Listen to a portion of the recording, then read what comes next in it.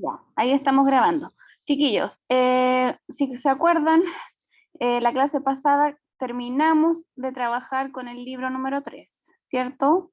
Me gustaría que prendieran sus cámaras para ver sus expresiones si es que pudiesen, ya que estoy sola aquí, únicamente yo conectada con la cámara encendida, el resto solo con sus cámaras apagadas, por favor. Gracias, señora Jacqueline, muchas gracias.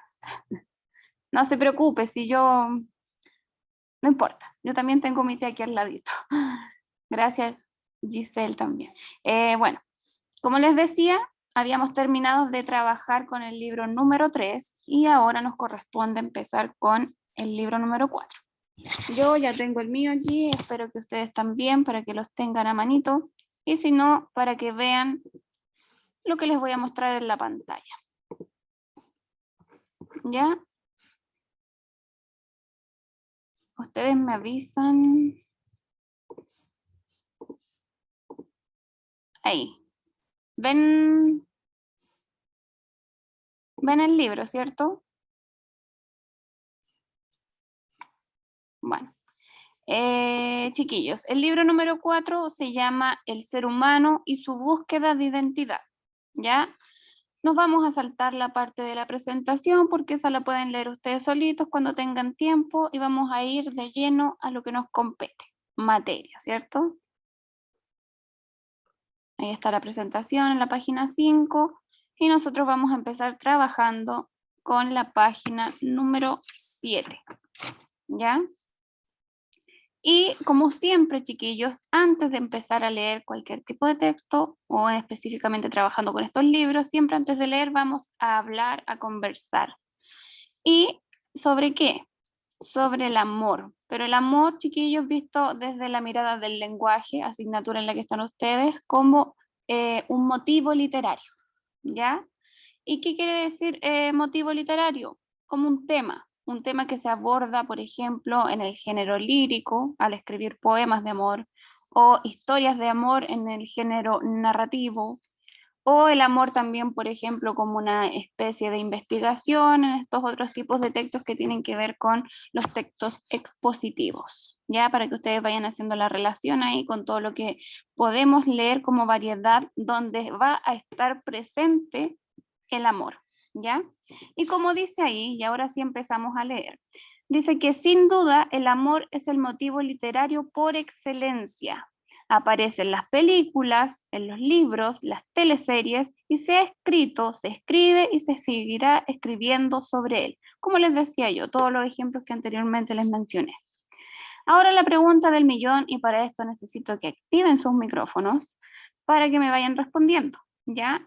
¿Por qué piensan ustedes o por qué creen ustedes que el amor ocupa tanto a los artistas, a los escritores, a los poetas, a los reggaetoneros, a lo mejor a los cantantes, los que hacen baladas, a todas esas personas? ¿Por qué creen ustedes que escribirán sobre el amor?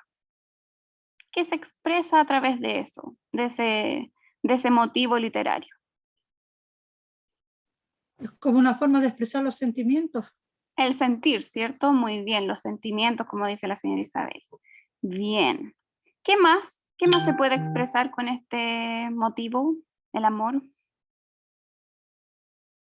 ¿Será siempre un amor correspondido, por ejemplo? ¿Qué No, porque tipos de amor? también algunos amor correspondido, no correspondido, desilusiones amorosas, y también Bien. hay otros tipos de amores, porque hay amor de hermano, De amor de familia, familia, ¿cierto? amor de Bien, muy, amigos, no tan solo el amor de pareja. sí, muy bien, Ahí se señorita. expresan los sentimientos, po, Los en el amor. Sí. Y como decía la señora Isabel, puede haber amor de diferentes tipos, el amor imposible, el amor idealizado, el trascendental, así como que está bien ahí entre que sí, que no, que resulta y que no, ¿cierto? Y bueno, todo esto, chiquillos, mueve y motiva a los escritores a escribir sobre ese tema, ¿ya? Porque generalmente las personas plasman el sentir, el sentimiento, eso que dicen ustedes, a través de sus escritos, ya sea un poema, una canción, un cuento, una novela, una teleserie, como ahí dice también, etc. ¿Ya? Y lo que vamos a leer ahora tiene que ver con esto, ¿ya? Así que los necesito bien atentos, pero primero que todo siempre hay que hacer algo antes de empezar a leer el texto, ¿cierto? Y aplicando la estrategia de comprensión lectora, tendríamos que analizar primero las imágenes y antes también leer la biografía de la autora de lo que vamos a leer, ¿cierto? Vemos aquí que hay una pareja que obviamente debe estar enamorada, creo yo. No sé ustedes, se están besando, ahí bien apasionados. Y la autora de esto que vamos a leer, de este texto que vamos a leer, se llama Cristina Peri Rossi. Nació en Montevideo, Uruguay, en 1941. Es profesora de literatura comparada de la Universidad de Montevideo en 1963. Paralelamente inicia su carrera literaria con una recopilación de relatos llamada Viviendo, y desde ahí no se detiene. Publica las novelas, Los museos abandonados, El libro de mis primos. Entre sus obras más importantes se encuentra La tarde del dinosaurio, La nave de los locos, poesía, poemas de amor y desamor, y Las musas inquietantes, ¿cierto? Entonces, chiquillos, ahora ya tendríamos que empezar a leer el texto. El título del texto es La naturaleza del amor, y ojo ahí con ese primer concepto. ¿Les dice algo más o menos de qué se puede tratar lo que vamos a leer a través del título? ¿Qué querrá decir la naturaleza? De cómo fluye el amor por sí solo, como Ya. ¿De por dónde esencia. nace el amor? De donde nace el amor, muy bien, muy bien. Yo creo que tiene que ver más bien con eso, con el origen del amor, de cómo nace y también cómo fluye, como dice ahí la señora Isabel. ¿Ya? Entonces empezamos a leer, yo los necesito aquí bien atentos. Si ustedes no conocen una palabra, subrayenla para que les quede de tarea buscarla después. ¿Ya? Empiezo entonces. Un hombre ama a una mujer porque la cree superior. En realidad, el amor de ese hombre se funda en la conciencia de la superioridad de la mujer, ya que no podría amar a un ser inferior, ni a uno igual. Pero ella también lo ama, y si bien este sentimiento lo satisface y colma alguna de sus aspiraciones, por otro lado le crea una gran incertidumbre. En efecto, si ella es realmente superior a él, no puede amarlo, porque él es inferior. Por lo tanto, o miente cuando afirma que lo ama, o bien no es superior a él, por lo cual su propio amor hacia ella no se justifica más que por un error de juicio. ¿Quién está escribiendo este texto, chiquillos? ¿Desde la mirada de quién? ¿Quién se cuestiona tanto si te quieren o no te quieren? ¿Un hombre o una mujer? Un hombre. Un hombre, muy bien, señor Isabel. Sigamos leyendo. Esta duda lo vuelve suspicaz y lo atormenta. Ahí ya tenemos una pista de que es un hombre, ¿cierto? Y lo atormenta, ¿ya? Desconfía de sus observaciones primeras acerca de la belleza, la rectitud moral y la inteligencia de la mujer. Y a veces acusa su imaginación de haber inventado a una criatura inexistente. Incluso se está cuestionando, chiquillos, la existencia de una mujer, ¿ya? Sin embargo, no se ha equivocado. Es hermosa, sabia y tolerante. Superior a él. No puede, por tanto, amarlo. Su amor es una mentira. Ahora bien, si se trata en realidad de una mentirosa, de una fingidora, no puede ser superior a él. Hombre sincero por excelencia, dice él.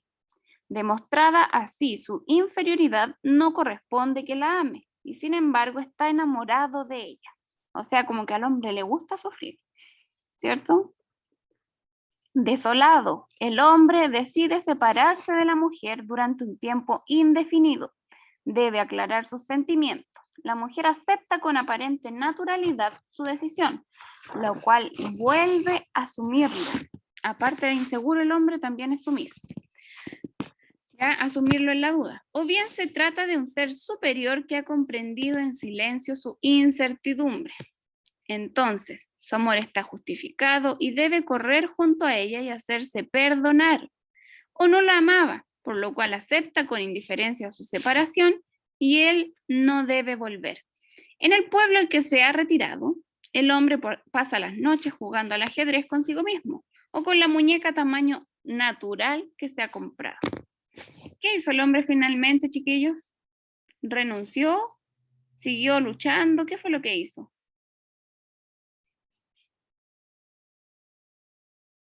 ¿Renunció? Renunció al amor, ¿cierto? Como que dijo ya, ante tanta duda que tengo, mejor me voy. Por eso dice ahí que el hombre se retira a un pueblo donde pasa jugando ajedrez por las noches y tiene la compañía de una muñeca tamaño natural. ¿Por qué? ¿Por qué será que se compró una muñeca? ¿Qué sentía este hombre? Quería ser siempre superior. Inseguridad.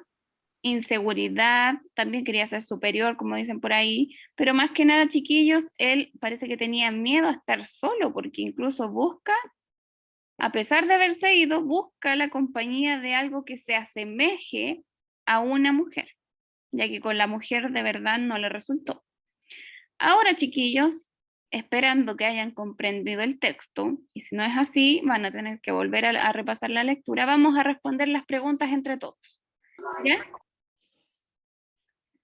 La primera pregunta dice aquí, ¿cuál es el tema del cuento? ¿Será la duda, la separación, el origen del amor o la relación de pareja? El origen del amor. Bien, muy bien. Es la letra C entonces, para que la marquen. La pregunta número 2 dice, ¿se puede inferir del texto que el personaje masculino es inestable, es inseguro, es una persona madura o que conoce a la mujer que ama? Inseguro. Bien, es inseguro. Letra B entonces. La tercera pregunta dice, ¿en qué está fundado el amor del hombre en el cuento? En la conciencia de que ambos son iguales, es decir, el uno para el otro. Letra B, en la conciencia de su inferioridad ante el mundo, ya que es uno con él y el espacio. Letra C, en la conciencia de su superioridad, ya que no podría amar a un ser inferior o igual a él. En la conciencia de la superioridad de la mujer, ya que no podría amar a un ser inferior ni a uno igual. ¿Cuál será la alternativa correcta de la 3? La D. La D, La D porque él sabe que la mujer es superior, ¿cierto? Y siempre lo está repitiendo. Bien, chiquillos. Y también se dice que la mujer no puede amar a un hombre inferior. Entonces, por eso está como en esa constante duda, ¿me querrá o no me querrá? Sabiendo él que la mujer es superior. La número 4 dice, ¿qué rol tiene la mujer en el cuento? A, con su forma de ser llena de dudas al hombre. B, es superior al hombre y por ello él se siente despreciado. C, es insensible y el hombre no puede comprender su actitud. D, al expresar sus sentimientos da confianza y seguridad al hombre. ¿Cuál será la alternativa correcta? La B. Recordemos que hablamos del rol, no de lo que la mujer sepa que es o no es.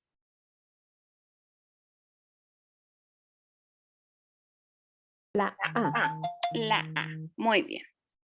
¿Por qué? Porque es lo que hace ella, llenar de dudas al hombre. Por eso él está constantemente cuestionándose el sentir o el sentimiento que pueda tener o no la mujer por él. ¿Ya? La pregunta número 5 dice, ¿podríamos deducir que la naturaleza del amor está en cómo aman las mujeres, aman los hombres, aman los seres humanos o amar a un ser que no se ama? ¿Cuál es la naturaleza del amor?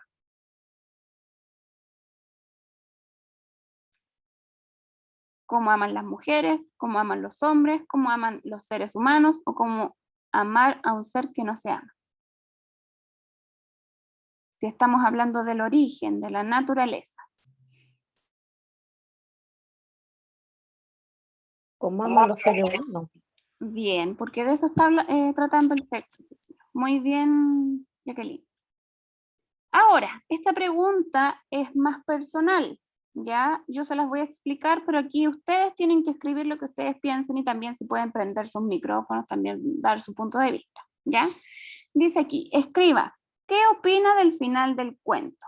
¿Qué les parece a ustedes que el hombre haya decidido dejar a la mujer ahí, haberse ido a otro pueblo y haber, no sé, haberse dedicado a jugar al ajedrez todas las noches y haber comprado una muñeca?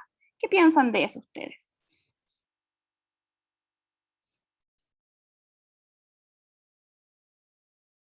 Que con la muñeca no, él no se iba a sentir ni inferior ni superior porque era algo plástico, po. Claro, ¿sí? ¿Iba a recibir qué de esa muñeca? No iba a recibir nada porque él no iba a hacer nada, po. Solamente la figura, la presencia. Ibas a La hacer presencia como de sentir ahí que es como que la compañía de saber que había alguien ahí. claro, como la compañía solamente.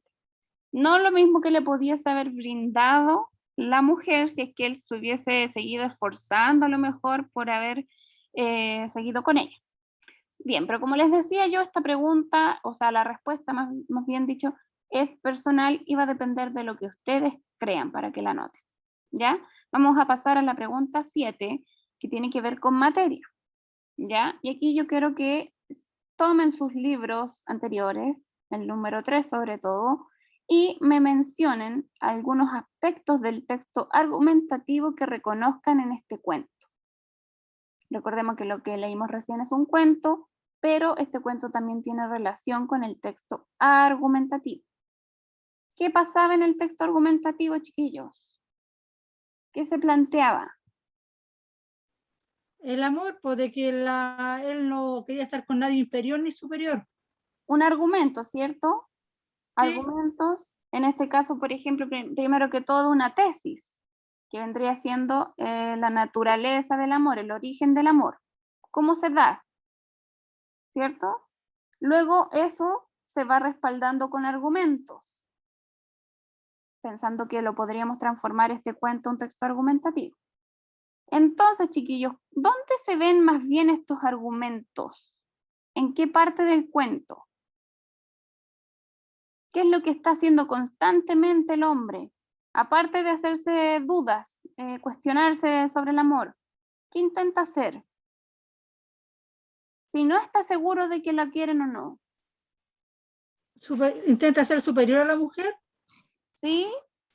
Pero yo lo voy a o guiar no. mejor, parece. Él como que intenta autoconvencerse de que a lo mejor la mujer igual lo quiere. Había una parte específica aquí en el texto que decía,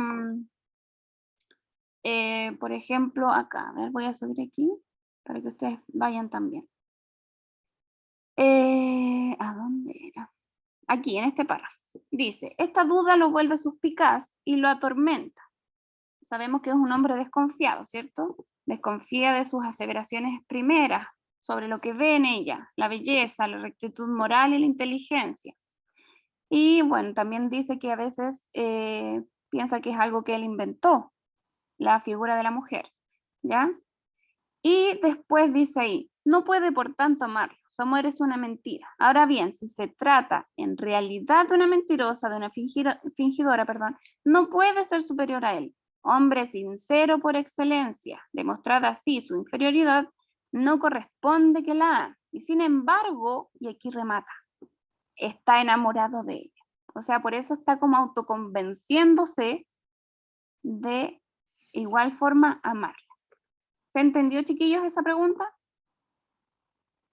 Lo que hace, o lo que, para que ustedes sepan mejor, que en este cuento, como dice ahí, hay rasgos del texto argumentativo o aspectos del texto argumentativo, es ese argumento que entrega el personaje al intentar autoconvencerse. ¿Ya?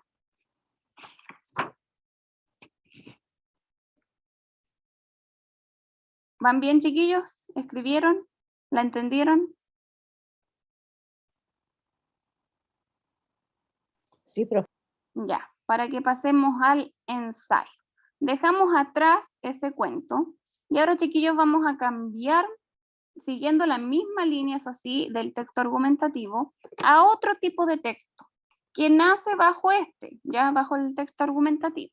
¿Por qué? Porque en el ensayo, chiquillos, se usan argumentos. Y como dice ahí, es de carácter argumentativo.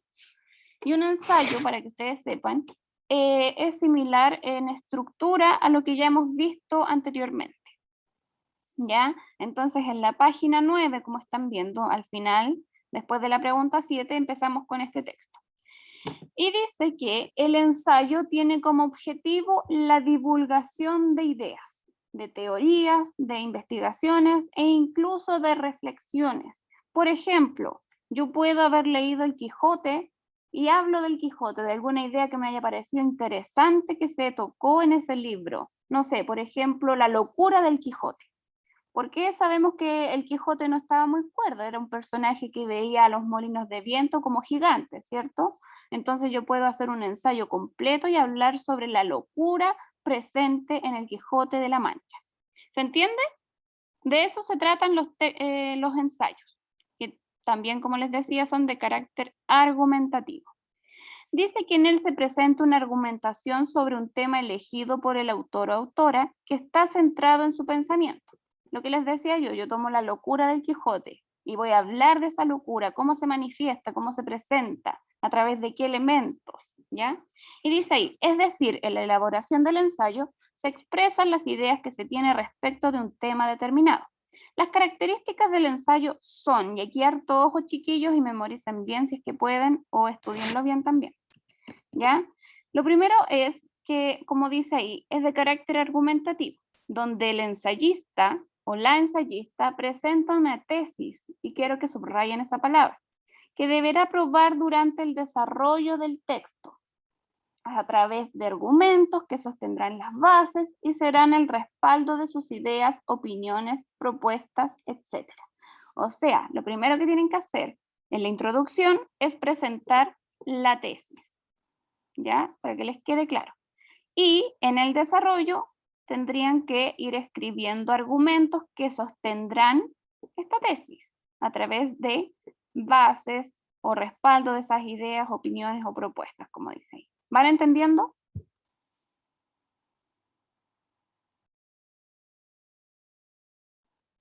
Por último, levántenme la manito ahí en la aplicación de Zoom. Hay una mano. Algo, profe. Es ¿Algo? que como yo le explicaba otra vez, sí, es que yo soy media dura. Bueno, pero si no, tienen que ver de nuevo el video de esta clase. Sí, sí, eso hago yo, después voy viendo los videos y los veo como 3 veces y como que recién me empieza como a entrar ahí. Ah, ya, pero al menos igual entiende después de ver. Eso es lo No soy bueno. sincera, le digo que me cuesta. Claro, sí. Pero ahí vamos a ir avanzando. Ya. La segunda característica de este ensayo es que es subjetivo, ¿ya? A diferencia de los otros textos que habíamos leído, por ejemplo, el de divulgación científica, que era objetivo y solamente se basaba en hechos reales, en la realidad pura, este ensayo o los ensayos son de carácter subjetivo, ya que como dice ahí, el ensayo no busca ni pretende la objetividad, y netamente, chiquillos, se basa en las ideas del pensamiento, como dice ahí, en los puntos de vista que tenga el autor o autora. Y estos van a ser expresados con un estilo propio de quien escribe, ¿ya? La tercera característica dice ahí que no es exhaustivo, para que les quede bien claro, ¿ya? Y esto quiere decir que en la medida que se trata de un ejercicio de pensamiento, porque nosotros pensamos al escribir, el ensayo no pretende agotar un tema. O sea, si yo escribo de la locura del Quijote, que es el ejemplo que les he estado mencionando todo este tiempo, tengo que hacer que este ensayo dé para escribir más sobre ese tema. No debo agotarlo, no debo dejarlo ahí tan con lo que yo piense, sino que puede hacer que otras personas quieran seguir escribiendo de eso, ¿ya? Y dice ahí que por lo mismo puede no ser tan riguroso y profundo como lo es un texto de divulgación científica, que son bien largos. Los ensayos igual son larguitos, pero no tanto como ese tipo de texto. Ya, por ejemplo, cuando yo iba a la universidad me tocaba hacer ensayos como de unas 10 páginas o algunos más cortos de 3 páginas, pero siempre dando el paso, casi siempre en la conclusión, para yo poder seguir escribiendo más de ese tema. ¿Ya? Otra característica también es que es asistemático, ¿ya? Y dice que eso quiere decir que no se ajusta a las reglas convencionales de un texto argumentativo. Si bien es del mismo carácter, este no sigue todas las reglas. Voy a silenciarlos un poquito porque ahí hay un poquito de... Ahí sí, ya. No, la señora María, señora María, se activa su micrófono de repente. Ya, como les decía, entonces, que sea sistemático quiere decir que no se ajusta a las reglas convencionales del texto argumentativo y puede ordenar de diferentes formas los argumentos, ¿ya? Pero para que sepan ustedes, generalmente son usados o escritos estos argumentos en el desarrollo, ¿ya? Primero, para que se hagan la imagen ustedes. Introducción, desarrollo, conclusión. ¿Ya? ¿Por qué pongo 4 dedos en el desarrollo? Porque el desarrollo siempre es más largo que la introducción y que la conclusión. ¿Ya? Otro aspecto bien importante, chiquillos, es que al momento de escribir el ensayo tenemos que ser bien cercanos o próximos al lector. Tiene que ser como, por ejemplo, ahí dice, haber una relación dialógica, ¿ya? Y eso quiere decir que en el ensayo se puede aludir de manera explícita o implícita al lector, como que tomarlo para que se haga parte de lo que estoy escribiendo y entienda de mejor forma la idea que yo quiero plantear, ¿ya? Por ejemplo, hay frases o enunciados que pueden decir, es seguro que muchos lectores habrán vivido la experiencia de caminar en el interior de un mall. Y ahí como que hago parte al lector de lo que yo voy a escribir, ¿ya? Bueno, esta era una cita para que ustedes entiendan mejor. Siempre que hay entre comillas y después se menciona de dónde se saca esa cita, es porque es una cita, ¿ya? Y una cita quiere decir que se extrae un fragmento, ya sea una frase, una oración, un párrafo de otro texto, ¿ya? En este caso, lo que les leí recién viene del mismo texto guía número 3 del segundo ciclo, ¿ya? Específicamente del lenguaje, como dice. Y lo otro que también es importante, y el último aspecto, como dice ahí, es que debe ser actual, ¿ya? El contenido del ensayo corresponde, aunque no siempre se da esto, a un tema actual reciente que por su relevancia tiene vigencia.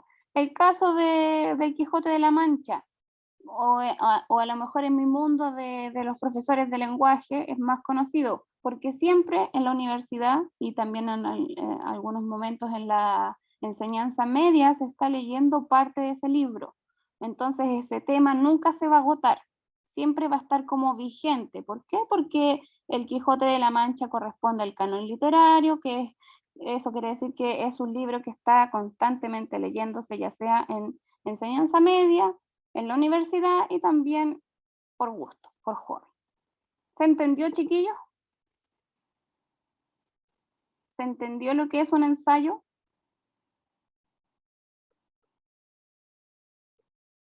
Algo. Algo. ¿Qué no le quedó claro?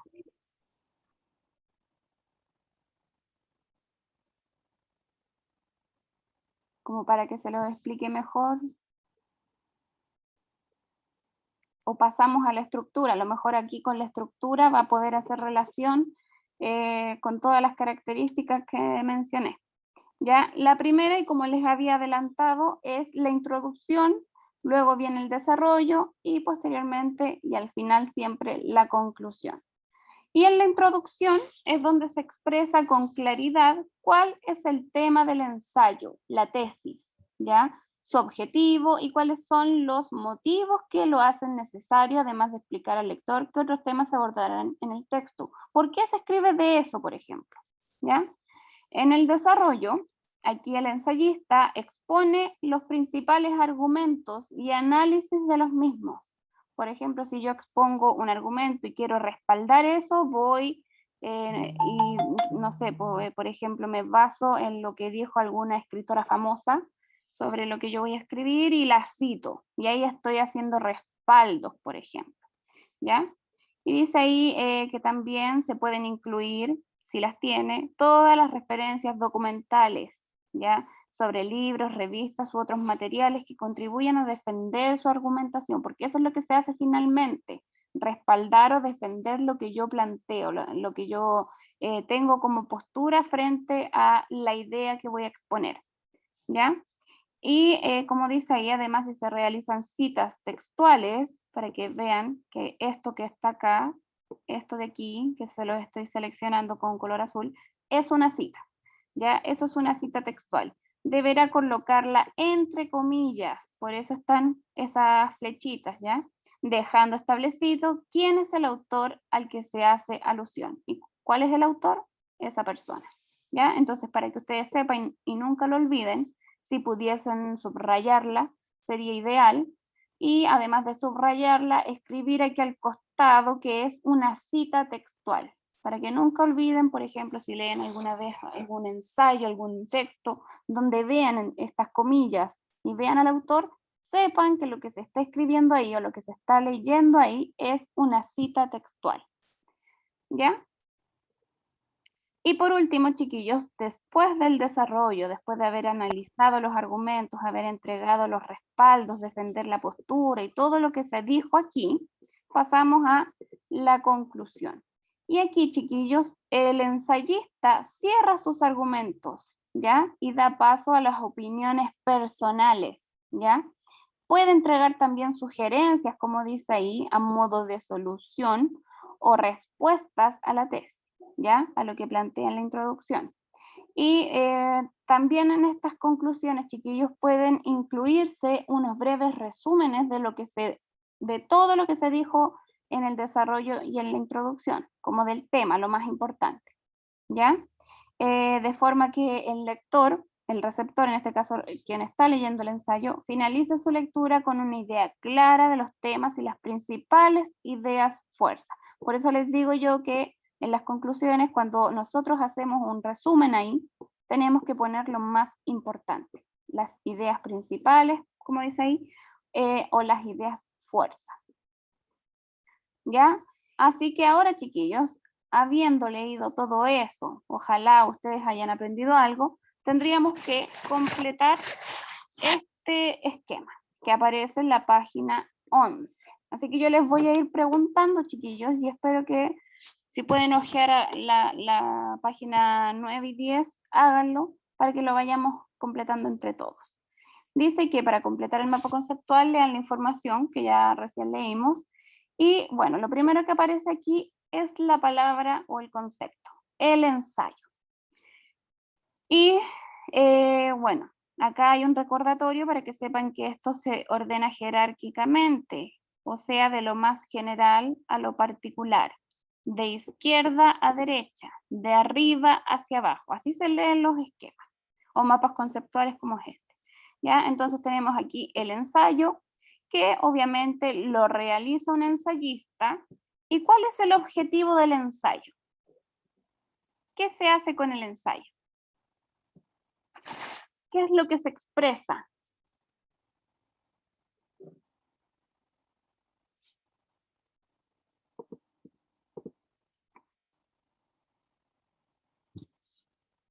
¿Qué es lo que expresa el ensayista en un ensayo? Valga la redundancia. ¿Cómo la idea de lo que está contando? ¿De lo que va a contar? Bien, señora Isabel. El objetivo del ensayo es expresar ideas, para que lo noten. Eso es. Muy bien, señora Isabel.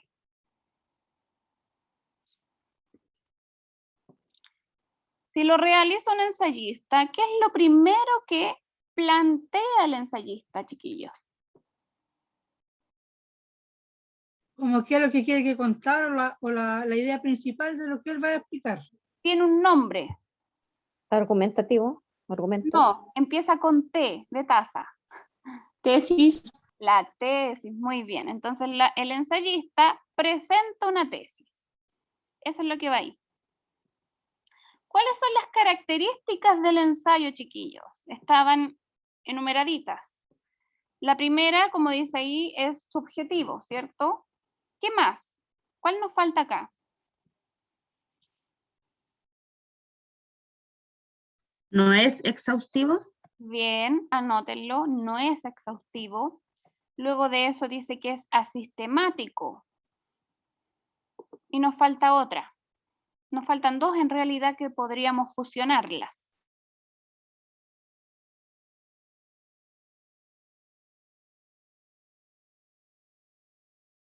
¿Cómo debe ser el ensayo? Cuando les hablo de proximidad, ¿debe ser cercano o lejano al lector?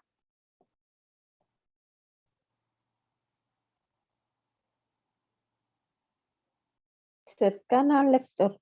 Cercano, ¿cierto? Y eso quiere decir que debe existir una relación Una dialógica. acción dialógica con el Bien, lector.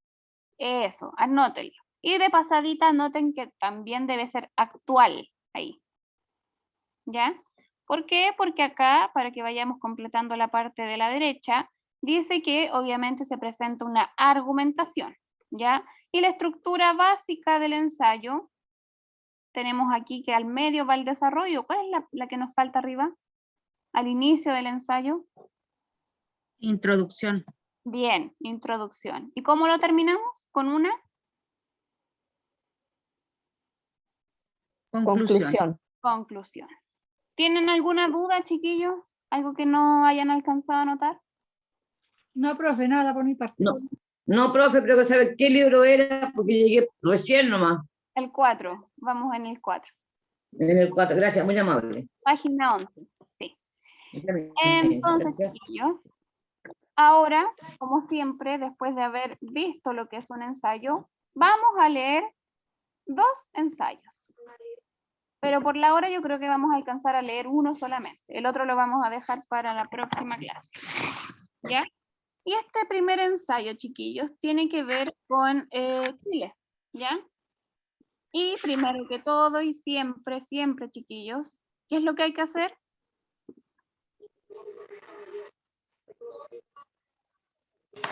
Leer la biografía. Leer la biografía. Y la autora de este ensayo es Sonia Montesino Aguirre, del 54, chilena, de profesión antropóloga de la Universidad de Chile, doctora en antropología de la Universidad de Leiden, en Holanda, y ha sido destacada y reconocida por sus trabajos sobre género e identidad latinoamericana, y distinguida con los siguientes premios. Premio Academia otorgado por la Academia Chilena de la Lengua y el premio Altazor. Algunas de sus obras más importantes son Los sueños de Lucinda Nahuelhual, Sangres cruzadas y mestizaje, y Cocinas mestizas de Chile, La olla deleitosa. Es lo que vamos a leer ahora, un fragmento de Madres y Guachos, ¿ya? Y ella aquí, ¿qué es lo que hizo? ¿Qué es lo que hay aquí, chiquillos? Si sabemos que aquí está el nombre de Gabriela Mistral. Si bien no está entre comillas, pero tenemos a la autora. ¿Qué es lo que es esto, chiquillos? Una...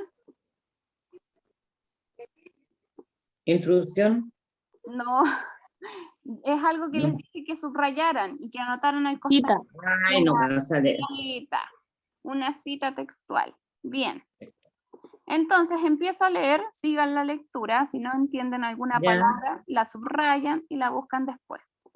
¿Ya? Doña Isabel lo quería, suyo lo mismo la parda, y el Bernardo entre las dos, como un junquillo temblaba. Gabriela Mistral. De ahí se rescató esa cita de un poema de Chile. ¿Ya? Empezamos entonces a leer el ensayo y dice ahí, mestizaje e identidad latinoamericana.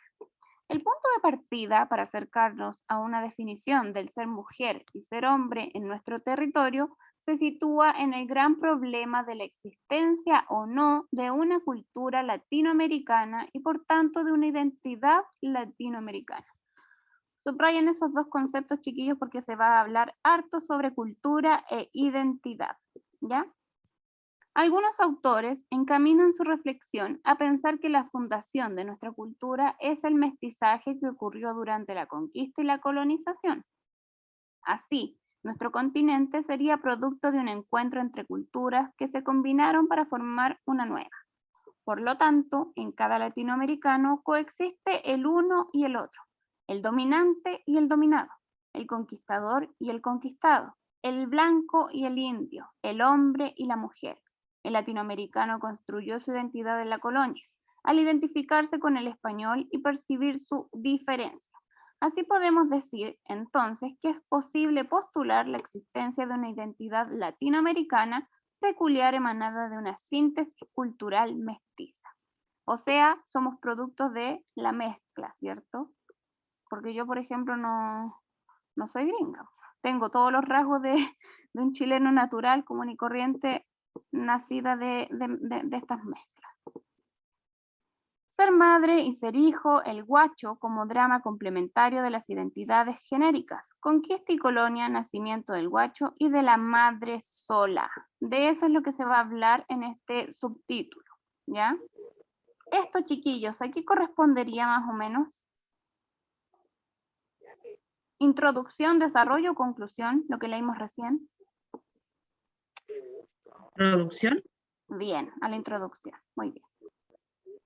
La conquista de América fue en sus comienzos una empresa de hombres solos que violenta o amorosamente gozaron del cuerpo de las mujeres indígenas y engendraron en ellas vástagos mestizos, híbridos que en ese momento fundacional fueron aborrecidos.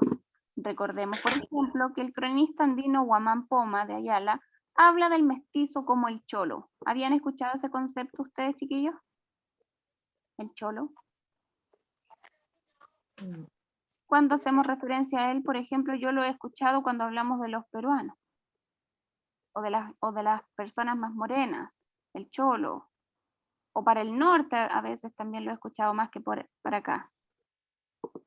El origen de esta palabra remite al quiltro, ¿y esa la conocen, ese concepto? El filtro. ¿Sí? Los perros siempre se les ponía Sí. cholo. Los perros, Sí. ¿cierto? Específicamente al perro. Dicen, Y como dice quiltro. ahí, al cruce de un perro fino con uno corriente, de ahí nace el quiltro, es decir, de un perro sin raza definida. El mestizo era hasta ese entonces impensable para las categorías precolombinas, pero también para las europeas. Cuando Francisco de Aguirre fue sometido a juicio por la Inquisición respondiendo a una de las acusaciones, dijo: confieso haber dicho que se hace más servicio a Dios en hacer mestizos que el pecado que en ellos se hace. ¿Ya? La unión entre el español y la mujer india terminó muy pocas veces en la institución del matrimonio. Normalmente la madre permanecía junto a su hijo, a su guacho, abandonada y buscando estrategias para su sustento. ¿Creen ustedes que el día de hoy hay todavía niños así o hijos guachos? Sí, ¿Sí? Por ejemplo, podemos pensar en las madres solteras, ¿cierto? En las madres donde el papá corazón se va. Bien, para que vayan haciendo esas relaciones, que es parte de la estrategia de comprensión lectora, chiquillos. Relacionar lo que se va leyendo con lo que ustedes conocen o han vivido, ¿ya? El padre español se transformó así en un ausente. La progenitora, presente y singular, era quien entregaba una parte del origen. El padre era plural. Podía ser esto o aquel español, un padre genérico, cualquiera, ¿cierto? Porque en ese momento la mujer estaba siendo vulnerada, ¿cierto? Se abusaba de ella por estos colonos malos, ¿ya? Por otra parte, como puede desprenderse de los estudios de Salazar y Pinto, 1990, la economía rural y minera de Chile, del Chile colonial, propició la reproducción del guacharaje, conjunto de hijos ilegítimos. Hablamos siempre del guacho para que relacionen esa palabra con eso. Y también lacho. ¿Les suena esa palabra? ¿Han escuchado la palabra lacho? Aquí dice que el lacho viene de las zonas mineras del norte chico y agrega otro matiz a la familia de una madre y sus hijos. Sabemos que el lacho es como por fuera, ¿cierto? Como un pololo que tienen las mamás, pero que no está bien asumido, que no está tan como seria esa relación, ¿ya? Y dice aquí, agrega otro matiz a la familia de una madre y sus hijos. El lacho es el guacho que, desplazado de su espacio natal, ampara a la mujer, a veces no a una, sino que a muchas conforme a su deambular, porque es como un galán también. Va a lo mejor con una y otra, no se establece con una. Eso es lo que quiere decir el lacho. ¿Ya? El modelo de una familia centrada en la madre abarcó durante la colonia a todas las clases sociales. Encomenderos y soldados, indios de servicio y mestizos se trasladaron permanentemente de espacios. La prolongada guerra de Arauco y la economía minera y agrícola favorecieron una constante migración de los hombres. Las mujeres permanecían por meses e incluso años solas a cargo de estancias y familias, socializando a los hijos junto a sirvientas y parentelas femeninas. Nos interesa remarcar entonces que la cultura mestiza latinoamericana posibilitó, por así decirlo, un modelo familiar en donde las identidades genéricas ya no correspondían ni a la estructura indígena ni a la europea, prevaleciendo el núcleo de una madre y sus hijos. ¿Entendieron el texto, chiquillos? Este ensayo. Que para que ustedes sepan, estos paréntesis que van con puntitos suspensivos, quiere decir que se saltan párrafos, ¿ya? A lo mejor se saltan frases también si es que están entre medio del párrafo. No está completo, por eso se dice aquí más arribita que es un fragmento, ¿ya? No es completo el texto, no está completo lo que leímos recién. ¿Lo entendieron?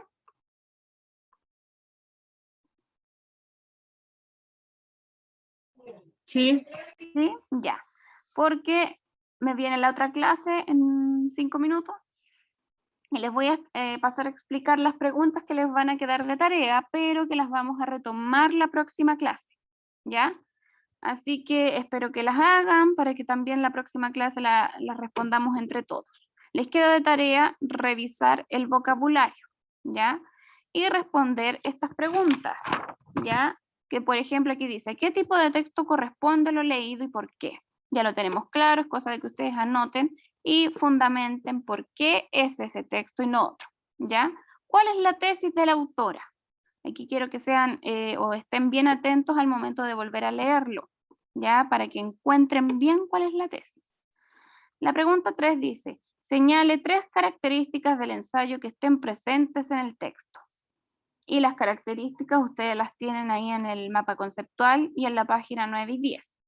En la pregunta 4 dice, escriba la definición de identidad latinoamericana, pero que presenta la autora, no la busquen por el diccionario, sino que la que presenta la autora es lo que ya leímos. Luego la 5 dice, entre los argumentos presentados en el ensayo se cita a Guamán Poma de Ayala. ¿Qué le parece lo expresado por él? Y ahí hay una cita para que la busquen. La número 6 dice, escriba las derivaciones y el significado que tienen las siguientes palabras de acuerdo con el español que usamos en Chile. Por ejemplo, guacho significa huérfano, dependiendo del contexto, tendrá una connotación negativa o positiva.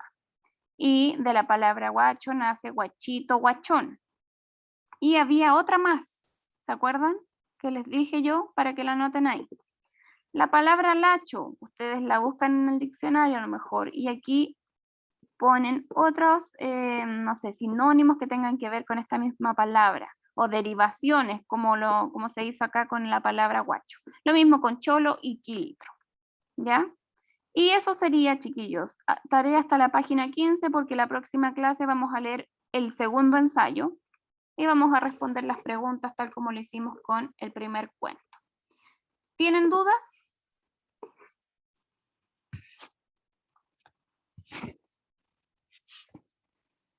Chiquillos. No, ¿No? Bueno, entonces nos vemos la próxima clase.